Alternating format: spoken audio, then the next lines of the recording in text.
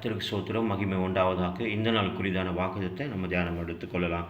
அப்போஸ்தலர் 3வது அதிகாரம் 1-8 வசனங்களை தியானம் எடுத்துக்கொள்ளலாம். கர்த்தருக்கு ஸ்தோத்திரங்க. இங்கே ஒரு சப்பானியை குறித்து சொல்லப்படுகிறது. அதாவது எழுந்து நடக்க முடியாத இருக்கிற ஒரு மனுஷனை குறித்து சொல்லப்படுகிறது.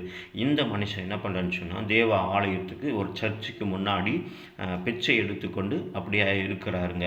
கர்த்தருக்கு ஸ்தோத்திரம். இப்போ பிச்சைக்காருக்கு, ஒரு நடக்க முடியாதவர்களுக்கு இல்லை பிச்சை எடுக்கிறவங்களுக்கு தேவை என்னன்னு சொன்னால், அந்த நாளுக்குரிதான ஒரு உணவு இருந்தால் போதும், இல்லை ஆடை இருந்தால் போதும், இல்லை கொஞ்சம் தேவை இருக்கிற பணம் தேவை கொஞ்சம் இருந்தால் போதும்னு சொல்லி அப்படியே நினைத்து கொண்டு இருந்திருப்பாங்க. சரிங்க. இப்படி தான் அந்த நடக்க முடியாத இந்த சப்பானி அப்படி தான் நினைத்து கொண்டு, சரிங்க, அதற்கு முன்னாடி பார்க்கும்போது ஒரு 2 மனிதர்கள் அப்படியே ஆலயத்துக்குள்ளே கடந்து போகிறாங்க. பேதுருவும் யோவானும் என்ன பண்ணுறாங்க, கடந்து போகும்போது இந்த பிச்சைக்காரன், நடக்க முடியாது இருக்கிற இந்த பிச்சைக்காரனை நோக்கி அவங்க கடந்து போய் பேசுகிறாங்க அவர்கிட்ட.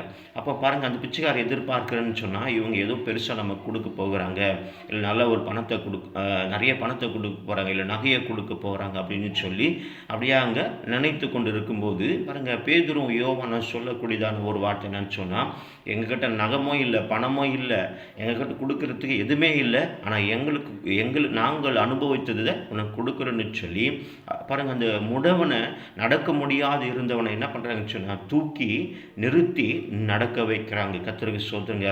ஆமாங்க, நம்மளுடைய வாழ்க்கையில் நம்ம நினைப்போம், நமக்கு இதுதான் தேவைன்னு சொல்லி நினைப்போம், எனக்கு இது இருந்தால் போதும்னு நினைப்போம். ஆனால் அதை காட்டிலும் மேலான காரியங்களை செய்கிறவர் நமது ஆண்டவராக இயேசு கிறிஸ்துங்க. நீங்கள் நினைக்கலாம், நமக்கு இது கிடைச்ச போதும், இது கிடைச்ச என்னுடைய வாழ்க்கை நல்லா இருக்கும், இல்லை இந்த வேலை கிடைச்ச அந்த வாழ்க்கை நல்லா இருக்கும்னு சொல்லி நீங்கள் நினைக்கலாங்க. ஆனால் அதற்கு மேலான அதிசயங்களை செய்கிற ஆண்டவராக இயேசு கிறிஸ்து இன்றைக்கு உங்களுக்காக பேசி கொண்டு இருக்கிறார். உங்களை அதிசயமாக கர்த்தர் நடத்த போகிறாருங்க.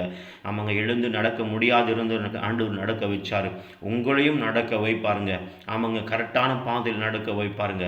இல்லை கரெக்டான நீங்கள் எங்கே சேரணுமோ அங்கே கொண்டு போய் உங்களை சேர்த்து கர்த்தர் பெரிய ஆசீர்வாதங்களை உங்களுக்கு கொடுத்து கர்த்தர் வழி நடத்துவாராக. ஆமென்.